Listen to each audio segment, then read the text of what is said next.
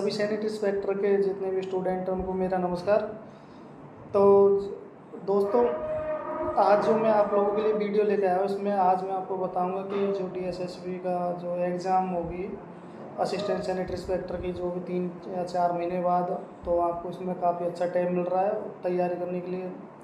हो सकता है आपको 4 महीने मिल जाए, 5 महीने मिल जाए, 6 महीने मिल जाए, कोई फिक्स नहीं है इसकी डेट अभी। मतलब पॉसिबल मान के चलते कि 2024 के अंदर एग्ज़ाम आपको कंडक्ट करा लेंगे DSSB। तो दोस्तों, आज इस वीडियो में हम बात करेंगे कि पेपर की हमें क्या रणनीति बनानी है, कि हमें किस तरह से पढ़ाई करनी है, क्या हमें पढ़ना है और कितना हमें पढ़ना है और कैसे हमें पढ़ना है। तो इनके बारे में आज हम डिस्कस करेंगे आप लोगों के साथ। तो सबसे पहला जो क्वेश्चन है कि हमें कितने घंटे पढ़ना है, इसको सबसे पहले छोटा सा क्वेश्चन है, इसके बारे में आपको बताता। तो हमें कितने घंटे पढ़ना है। तो दोस्तों, मेरे जो अकॉर्डिंग मैं बात करता हूँ आप लोगों के साथ, इसमें ज़्यादा आप लोगों को पैनिक होने की ज़रूरत नहीं है और ज़्यादा टेंशन लेने की ज़रूरत नहीं है। आप नॉर्मली, क्योंकि ये जो पेपर है इसका जो लेवल होता है वो कोई हार्ड लेवल नहीं होता है आप लोग, तो आप लोग इसमें मेरे अकॉर्डिंग मैं आपको बताता हूँ, तो आप 3 या 4 घंटे, मैक्सिमम 5 घंटे रख लो। तो 5 घंटे या 4 घंटे रेगुलर आप डेली पढ़ोगे, बीच में आपको मिस नहीं करना है इस चीज़ को। रेगुलर आप 4 घंटे भी पढ़ाई करोगे तब भी आप इसमें से सिलेक्शन ले जाओगे। वो भी कितने के लिए, 3 महीने या 4 महीने आप रेगुलर पढ़ाई करोगे। ये कोई SSC की एग्ज़ाम नहीं होने वाली है कि आपको 2 साल तैयारी करनी है, ये कोई UPSC की एग्ज़ाम नहीं है। ये बहुत टफ एग्ज़ाम होने वाली है। बहुत ही सिंपल पेपर होता है, बस आपके समझ में आना चाहिए। और तो इसमें जो पढ़ाई करनी है आपको 3 या 4 घंटे रेगुलर पढ़ो, और मतलब रेगुलर ही रहना, आपको मिस नहीं करना है किसी दिन। अगर आप मिस करोगे तो चीज़ें समझ में नहीं आएंगी। और दूसरी चीज़ जो आती है कि हमें पढ़ाई, अब तो पहली बात तो कल हमें पढ़ाई कितने घंटे करनी है सबके लिए, तो ये तो डाउट क्लियर हो गया कि हमें कितने घंटे पढ़ना है। अब दूसरी चीज़ जो आती है कि हमें क्या पढ़ाई करनी है, पढ़ाई हमें क्या करनी है, कैसे करनी है। सबसे जो इम्पोर्टेंट जो बातें हैं, जो मैं इस वीडियो के पीछे जो बनाने का रीज़न यही है कि हमें पढ़ाई क्या करनी है, कैसे करनी है, जो रणनीति बनानी है एग्ज़ाम की। इसमें जो मैं बता रहा हूँ, इस चीज़ को ध्यान से आपको सुनना है। मेरे वीडियो को बिल्कुल भी आपको स्किप नहीं करना है। अगर आप वीडियो को स्किप करके देखोगे तो आपको चीज़ें नहीं समझ में आएंगी। इससे अच्छा तो आप वीडियो ही मत देखना मेरे को। मैं कोई तैयारी करके वीडियो नहीं बनाता हूँ। जो मेरे को नॉलेज है, जो मुझे पता है, जो रियलिटी है, जो सत्यता है, मेरे वीडियो में वही चीज़ दिखाई जाती है। कोई किसी तरह कोई झूठे नहीं दिखाए जाते मेरे वीडियो के अंदर। तो अब हमें जब बात करेंगे, इम्पोर्टेंट जो क्वेश्चन है हमारा इस वीडियो बनाने के पीछे जो रीज़न है वो है कि हमें पढ़ाई कैसे करनी है और क्या करनी है। तो कैसे करनी है, इसके पीछे हमें मतलब ये है कि DSSB के अंदर 2 पार्ट होते हैं, पार्ट A और पार्ट B। मैंने आपको पहले वीडियो में एक अच्छे से समझा दिया था ये सारा चीज़ें, फिर भी मैं आपको ज़रा सा छोटा छोटा बता देता हूँ इसको। पार्ट B में भी 100 क्वेश्चन होने हैं और पार्ट A में भी 100 क्वेश्चन होने हैं। 2 से क्वेश्चन होने, 2 से नंबर के होने होते हैं। 2 घंटे का पेपर होता है आपका। 2 घंटे के अंदर आपको 200 क्वेश्चन अटेम्प्ट करने होता है। ये ध्यान में रखना होता है, सबसे इम्पोर्टेंट जो टाइम को मैनेज करना होता है।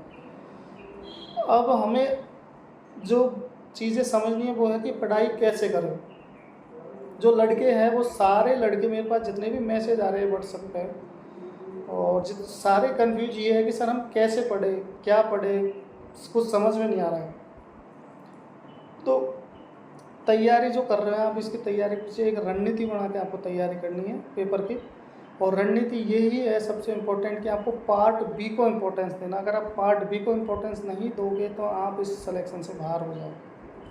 पार्ट B के लिए मैं क्यों बोल रहा हूँ आपको, इसके लिए भी मैं आपको समझा देता हूँ कि दोस्त, पार्ट A के अंदर मैक्सिमम लड़के जितने भी बैठेंगे, 100, 200, 500, 1000, 2000, 5000, जितने भी लड़के बैठेंगे पेपर के अंदर, पार्ट A को सभी लोग अच्छे करेंगे। मान लो मैं भी इतना ही करूँगा तो सामने वाला भी उतना ही करेगा और दूसरा लड़का भी उसको उतना ही करेगा। इसमें जो डिफरेंस रहने वाला, वो लड़के ने मान लो 20 क्वेश्चन ज़्यादा कर देगा, 15 या 20, और 15 या 20 वो लड़के मैं कम कर दूँगा। ये तुम 15-20 ज़्यादा कर दोगे, मैं 15-20 कम कर दूँगा। इससे ज़्यादा इसमें डिफरेंस नहीं होने वाला है, क्योंकि पार्ट ए का जो लेवल होता है ना, इसके पीछे रीज़न ये है कि पार्ट ए का लेवल इंपॉर्टेंस रहता है। पार्ट ए का लेवल इतना टफ नहीं होता है, तो टफ नहीं होने की वजह से सारे लड़के इसको इतना ही अटेम्प्ट कर पाएंगे। कोई लड़का मान लो किसी ने 10 ज़्यादा कर दिए, 15 ज़्यादा क्वेश्चन कर दिए, किसी ने 15 या 20 क्वेश्चन कम कर दिए बस। अब जो लड़के सिलेक्शन नहीं होते हैं, वो रह जाते हैं, उसके पीछे रीज़न होता है पार्ट बी को अपना क्लियर नहीं कर पाते हैं। और DSSB का तो एक सब जो इम्पोर्टेंस वो है कि इसके मिनिमम क्वालिफाई नंबर आपको लाना ज़रूरी होता है पार्ट बी में। तो पार्ट बी की तैयारी करने से आपको 2 बेनिफिट होते हैं। पहला बेनिफिट तो ये होता है कि आप इसका मिनिमम जो क्वालिफाई क्राइटेरिया है DSSB का, STSC के लिए 35 नंबर 100 में से, और OBC के लिए नहीं सॉरी STSC के लिए 30 नंबर और OBC के लिए 35 नंबर, जनरल के लिए 40 नंबर 100 में से। तो ये जो क्राइटेरिया है, एक तो आप इसको पास कर जाओगे, सबसे बड़ी चीज़। और दूसरा चीज़ ये है कि आप इसमें जितना स्कोर करोगे उतना ही आपके लिए बेटर है, क्योंकि पार्ट ए में तो सभी लोग समान स्कोर करेंगे। आप भी इतना ही करोगे, सामने वाला भी इतना ही स्कोर अटेम्प्ट करेगा। पार्ट बी में लोग, अब पार्ट बी में आप ज़्यादा स्कोर कर रहे हो, सामने वाला इतना स्कोर नहीं कर पाएगा, क्योंकि पार्ट बी के लोग लड़के तैयारी नहीं कर पाते हैं।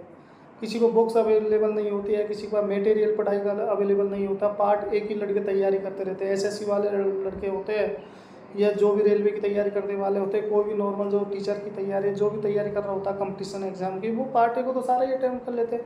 पर उनके जो टेक्निकल पेपर होने वाला होता है इसमें बी, पार्ट बी, वो कोई भी अटेम्प्ट नहीं कर पाता इसमें। अब मैं एग्जाम्पल दे के समझा देता हूँ आपको। मान लो 2 लड़के हैं दोस्तों, एक लड़के के नंबर आते हैं 100 और एक लड़के के नंबर आते हैं 80 200 में से। तो आप सब लड़के क्या सोचोगे, यार इसके 100 नंबर आए, मेरे 80 नंबर आए, तो मेरा सिलेक्शन नहीं होगा, 100 वाले का सिलेक्शन होगा। इसमें तो सोचने वाली बात है। अब होता क्या है कि 80 वाला नंबर सिलेक्शन हो जाता है, 100 वाला लड़का रह जाता है। 100 नंबर वाला लड़का रहने के पीछे रीज़न ये होता है कि वो फर्स्ट पेपर के अंदर तो उसने सारे के सारे क्वेश्चन अटेम्प्ट कर लिए, पार्ट बी के अंदर वो अटेम्प्ट ही नहीं कर पाता है। मान लो वो जनरल कैटेगरी का लड़का है, उसको 40 नंबर लेके आने होते हैं, तो वो नंबर ही लेके नहीं आता। 40 नंबर, उसमें से 30 नंबर लेके आया, 35 नंबर लेके आया, और चाहे पार्ट ए में तो उसने 100 में से 80 नंबर लेके आ रहा होगा, अगर वो पार्ट बी में अगर वो 40 नंबर लेके नहीं आ रहा तो वो इस एग्ज़ाम से बाहर हो जाता है। और 80 नंबर जो वाला लड़का है वो 40 नंबर लेके आया जनरल वाला, और उसमें से भी पार्ट ए में से 40 नंबर लेके आया, तो 80 नंबर वो लेके आया टोटल। तो उसका सिलेक्शन हो जाएगा, क्योंकि उसने मिनिमम जो क्वालिफाई जो क्राइटेरिया है DSSB को, उसको पास कर लिया है। इसलिए 80 वाले का सिलेक्शन हो जाएगा और 100 नंबर वाले का सिलेक्शन नहीं होगा। इम्पॉर्टेंट जो चीज़ है वो ये पार्ट बी। पार्ट बी को आप जितना इंपॉर्टेंस दोगे, जितना अच्छे से पार्ट बी की आप तैयारी करोगे ना, आपका 100% सिलेक्शन होने की गारंटी रहेगी। जो मैं वीडियो आपके लिए बना रहा हूँ, वो रणनीति यही है पढ़ाई की कि सबसे इम्पोर्टेंस आप पार्ट बी को दीजिए, पार्ट ए को भी आपको देना वेटेज। ऐसा नहीं है कि आप 100% पार्ट बी को दे दो और पार्ट ए को आप पढ़ोगे नहीं, ऐसा भी नहीं करना। आपको पार्ट ए भी रखना है, क्योंकि वो आपको मेरिट लेके आएगा। पार्ट ए मेरिट बनाने का काम करेगा, और पार्ट बी में जितने क्वेश्चन आप अटेम्प्ट करोगे उतनी ही आपकी मेरिट वो भी काम करेगा बनाने का। बट ये होता है कि पार्ट बी को लड़के क्लियर नहीं कर पाते हैं, इस वजह से मैं पार्ट बी के लिए ज़्यादा फोकस कर रहा हूँ। अब इसमें लड़के क्या कहते हैं, लड़के का मेरे पास कमेंट आया था किसी का, उसको भी मैं क्लियर कर देता हूँ। उस लड़के का कमेंट ये था कि सर मेरा एक दोस्त है जो MCD में लगा हुआ है, और उसने पार्ट ए में ही वो सारे नंबर लेके आया था, पार्ट बी में उसने एक भी क्वेश्चन नहीं करे थे, तो 2-5 क्वेश्चन करे थे और उसका सिलेक्शन फिर भी हो गया। ये सबसे बड़ा एक मेरे को व्हाट्सएप पे लड़का एक पूछ रहा था इस तरह से कि सर MCD में लग रहा है, मेरा दोस्त है, उसने पार्ट ए के ही अटेम्प्ट करे थे क्वेश्चन, पार्ट बी को वो नहीं करे थे उसने, फिर भी उसका सिलेक्शन हो गया और वो नौकरी कर रहा है। तो दोस्तों ऐसा नहीं होता। वो लड़का जो है MCD में लग रहा है, वो आपसे झूठ बोल रहा है, उसको पता नहीं है। क्योंकि उसको क्या पता है कि मैंने पार्ट ए में अटेम्प्ट करे या पार्ट बी में अटेम्प्ट करे है। उसमें जब रिजल्ट आता है DSSB के अंदर, आपको टोटल नंबर ऑफ दिखाए जाते हैं, ना कि ये नहीं दिखाया जाता कि मैंने पार्ट ए के आपके 30 नंबर है, पार्ट बी के आपके 40 नंबर है, ऐसा नहीं दिखाया जाता। उसमें टोटल नंबर 200 में से आपने कितने अटेम्प्ट करे वो दिखाया जाता है। तो वो लड़का, मेरे ये समझ नहीं आता किस आधार पर ये बोल रहा है कि मैंने पार्ट ए ही अटेम्प्ट करा था, पार्ट बी के कुछ क्वेश्चन अटेम्प्ट नहीं करे थे। ऐसा नहीं है। उसने पार्ट बी को भी करा है, पार्ट ए को भी करा है। उसके हो सकते हैं पार्ट बी में क्वेश्चन कुछ ज़्यादा सही निकल गए हो और पार्ट ए में कम क्वेश्चन निकले हो, या जो भी रीज़न रहा, बट पार्ट ए बी को भी उसने करा है। मैं आपको बता देता हूँ, मेरी मार्कशीट मैं आपके साथ शेयर करूँगा। मेरे कोई ज़्यादा नंबर नहीं थे, पेपर टफ हुआ था, तो मेरे जो सिलेक्शन हुआ था ऑल ओवर इंडिया, एक सीट थी एसटी की, उस पर सिलेक्शन हुआ था। मेरे जो नंबर आए थे 200 में से वो थे 77 नंबर, 77 नंबर थे। अब मैं इसको कैसे जस्टिफाई करूँ कि ये पार्ट ए के नंबर थे या पार्ट बी के नंबर? DSSP दिखाती नहीं इस चीज़ को कि हमें पार्ट ए में इतने नंबर है, आपके पार्ट बी में इतने नंबर। तो मैं तो इस चीज़ को बता ही नहीं सकता कि मैं पार्ट बी अच्छे से कराया है और तब मेरा सिलेक्शन हुआ, या पार्ट ए अच्छे से करा है मेरा तब सिलेक्शन हुआ। ऐसा नहीं है। मेरा पार्ट ए के मैंने मिनिमम क्वालिफाई करा होगा, इतने मेरे क्वेश्चन रहे होंगे, और पार्ट बी में और पार्ट ए के भी कुछ क्वेश्चन मैंने करे होंगे, तब जाके मेरे 77 नंबर आए हैं। अब इसमें मैं आपको बता ही नहीं सकता कि 77 में से मेरे चाहे 30 नंबर जो मिनिमम क्वालिफाई है, या तो 30 ही नंबर आए हो, मेरे 40 नंबर पार्ट बी में आए हो, या 50 नंबर मेरे पार्ट बी में आए हो सकता है मेरे पार्ट बी में 30 नंबर हो तो 47 जो नंबर है और वो उसमें आए होंगे पार्ट ए के अंदर, या मेरे पार्ट बी में 40 नंबर आए होंगे तो 37 नंबर मेरे पार्ट ए में आए होंगे। तो इसको कोई भी क्लियर नहीं कर पाएगा। वो जो लड़का है वो मिसगाइड कर रहा है आप लोगों को। मैं किसी का नाम भी नहीं ले सकता इसमें, बट जो भी है ये इस तरह के, अगर आपके मन में डाउट है तो वो निकाल दीजिए। आपको पार्ट बी को इम्पोर्टेंस देना है। पार्ट बी को अगर इम्पोर्टेंस नहीं दोगे, पार्ट बी में पार्ट ए के आप चाहे 100 के 100 नंबर कर लीजिए, आपका कोई मतलब नहीं है। आप 100 के 100 नंबर ले आइए और आपका जो दूसरा लड़का है 80 नंबर लेके आ रहा है, वो आपका सिलेक्शन ले जाएगा। आप 100 नंबर ला के सिलेक्शन नहीं लेके पाओगे। आपको पार्ट बी को ही क्वालिफाई करना है, क्वालिफाई भी करना है और उसमें ज़्यादा नंबर लाने की कोशिश करनी है, क्योंकि ए पार्ट ए के अंदर तो सारे ही लड़के अच्छे नंबर लेके आएंगे, पार्ट बी में लड़के कम नंबर लेके आएंगे। तो इम्पोर्टेंट चाहिए कि पार्ट बी को पढ़िए। पार्ट ए को भी आपको पढ़ना है, हिंदी को भी पढ़ना है, इंग्लिश को पढ़ना है, मैथ, रीजनिंग, जीके सारे 500 सब्जेक्ट को पढ़नी है। पार्ट जो भी टेक्निकल पेपर होने वाला उसको भी आपको अच्छे से पढ़ना है, ज़्यादा फोकस इस पर करना है पार्ट बी के अंदर। पार्ट ए में तो आप भी इतना ही अटेम्प्ट करोगे तो सामने वाला भी इतना ही अटेम्प्ट करेगा। पार्ट ए के अंदर जो नंबर कम होते हैं वो पार्ट बी के में ही कम नंबर लेके आते हैं लड़के, इसी वजह से रह जाते हैं इसमें सिलेक्शन। दूसरी चीज़ ये है कि दोस्तों, मेरे नंबर मैंने आप सभी को दे रखे हैं। अगर किसी के पास नहीं भी है तो मैं आपको दोबारा से मेरे नंबर दे देता हूँ। 9983561919 मेरा मोबाइल नंबर है। आप कोई भी पढ़ाई करते टाइम पार्ट बी के अंदर डिप्लोमा के जो भी क्वेश्चन, किसी तरह का कोई डाउट हो आंसर में, तो आप मेरे को मेरे व्हाट्सएप पे क्वेश्चन की फ़ोटो लेके भेज सकते हो। सर हमारे क्वेश्चन समझ में नहीं आ रहा है, इसको हमें बता दीजिए, तो मैं कोशिश करूँगा आपको उस क्वेश्चन का आंसर बताने की। कोई भी लड़का मेरे को मैसेज कर सकता है मेरे मोबाइल नंबर पर। आपको किसी तरह की कोई डाउट नहीं रखनी है, संकोच नहीं रखना है। मेरे नंबर है, आप मेरे को कॉल कीजिए। और आपके पेपर में पढ़ते टाइम या जो भी पढ़ाई कर रहे हैं पार्ट बी के कोई बुक्स लेके नहीं, तो उसमें कोई क्वेश्चन आपको समझ नहीं आ रहा तो मेरे को व्हाट्सअप करिए, मैं आपको उसका आंसर देने की कोशिश करूँगा अच्छे से। तो सबसे चीज़ मैंने जो आज आपको बताई यही है कि आप पेपर की जो रणनीति बनानी है वो पार्ट बी को लेकर ही आपको बनानी है। पार्ट ए को भी आपको ध्यान में रखना है, पार्ट बी को भी रखना है, बट पार्ट बी को ज़्यादा वेटेज देना पार्ट ए के बजाय। ऐसा नहीं है कि आप पार्ट बी पे ज़्यादा फोकस कर दो, पार्ट ए को भी छोड़ दो, तब आप मेरिट में कम रह जाएंगे आपके नंबर। तो दूसरी चीज़ यही थी दोस्तों, मैंने आपको बता दिया। अब चीज़ ये आती है कि हमें बुक्स कौन सी पढ़नी है, क्या मटेरियल हमें पढ़ना है, इसके जो हमें सिलेक्शन हो सके पार्ट बी के लिए। तीसरा जो क्वेश्चन हम करने वाले, तो इसमें यह है तीसरे क्वेश्चन के अंदर कि क्या हम पढ़े। तो इसमें आपने जब डिप्लोमा किया होगा, डिप्लोमा करते वक्त जो 4 या 5 बुकें मिलती है, 5 बुक्स मिलती है आपको, उन जिन लड़कों के पास भी अगर डिप्लोमा की बुक्स है तो आप उन्हीं को पढ़ लीजिए। इनके अलावा आपको एक भी बुक पढ़ने की ज़रूरत नहीं है बाहर से। और दूसरी बुक आती है वो विनोद मीना, मेरी और महावीर मीना के नाम से जो राइटर है 3, उसको आप अमेज़न पे है, परचेज कीजिए, उसको भी पढ़िए अच्छे से।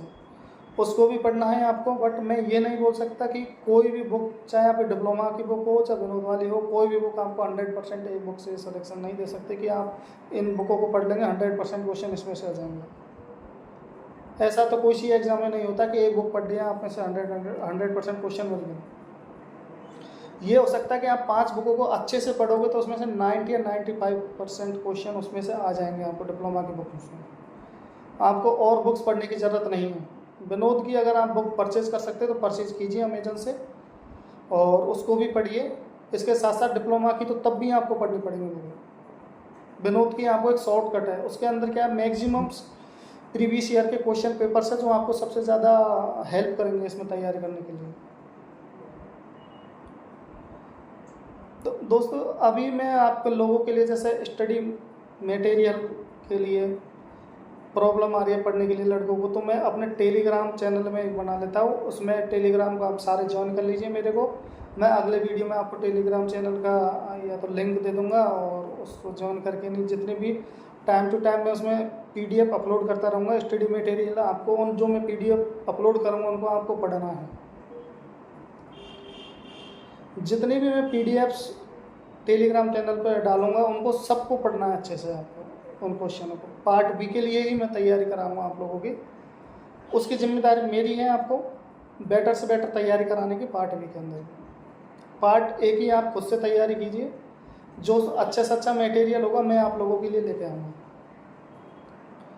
और दोस्तों एक क्वेश्चन और लड़कों के डाउट्स कर रहा था, सबसे बड़ा है, मैं उस पर सोच रहा था अलग से वीडियो बना के लेके आऊँ। ये वो सबसे जो ज़्यादा क्वेश्चन पूछा जा रहा था, ये पूछा जा रहा था कि सर मैंने ITI कॉलेज से डिप्लोमा कर रखा है, मेरा चलेगा या नहीं चलेगा। तो सबको ये डाउट क्लियर मैं कर देता हूँ कि जिस भी बंदे ने ITI कॉलेज NCVT से कर रखा है वो 100% वैलिड है। वो ND MC MCD कहीं भी हो, सारी जगह चलेगा।